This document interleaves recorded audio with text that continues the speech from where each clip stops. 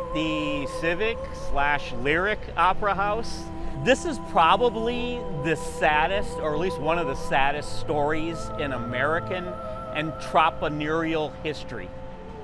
The man who built this building was named Samuel Insull, and he built it in 1929.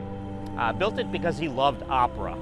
Some urban legends suggested that he had a wife who was an opera singer of questionable talent, who she couldn't get a job singing opera anywhere else, so he built her an opera house.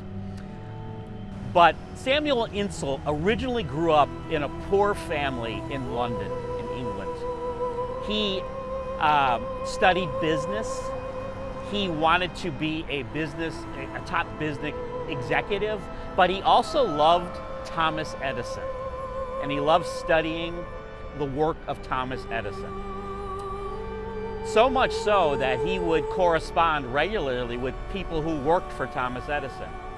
One of them eventually told him, you know, you love Thomas Edison so much, why don't you get a job working for him? He came to this country, met with some of Edison's officials, and eventually did get a job working for Edison in New York and New Jersey. Eventually became friends of Thomas Edison. When Edison was expanding his electric corporations into the territories west, he eventually sends Samuel Insull here to Chicago to run his electric enterprises here. Insull does very well with it, makes a lot of money. Eventually starts a couple of his own companies, even though he's still working for Edison. He starts a transportation company here in Chicago. His great love of opera makes him want to build an opera house here in Chicago, which he eventually does. They say the building is shaped like a throne. I guess if you're along the Chicago River, you could see that. They say he partially built it as a throne to snub some of the East Coast bankers who turned him away when he was working on the East Coast. But it's probably a throne because the opera is in the center and there were two office towers on either side of it. The office towers were needed to help the revenue because the opera wasn't going to make enough money to sustain the building. Now, Mr. Insull builds this building in 1929.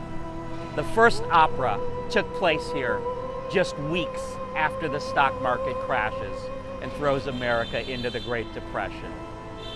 He had gotten a lot of investors involved in the building of this building. After the stock market crashes, nobody had money to go to an opera. People didn't have money to rent office space. So Mr. Insull lost a lot of money, as did his investors in this building. The investors came down on him, suing him for negligence, which he was acquitted in the case. But because they had come down on him so strongly, he leaves this country and goes back to Europe.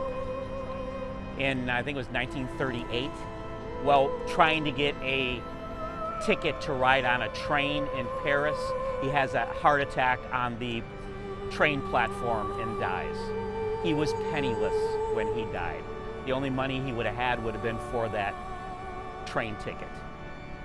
They say he has come back to haunt his building because of all the bad experiences he had. Again, another urban legend is that an image of him would be seen sitting in his throne, again, snubbing all the people that turned their back on him. His wife's spirit also has been seen here. His ghost has also been seen in other areas throughout the building. Some say he's been seen watching some of the shows that they have going on there.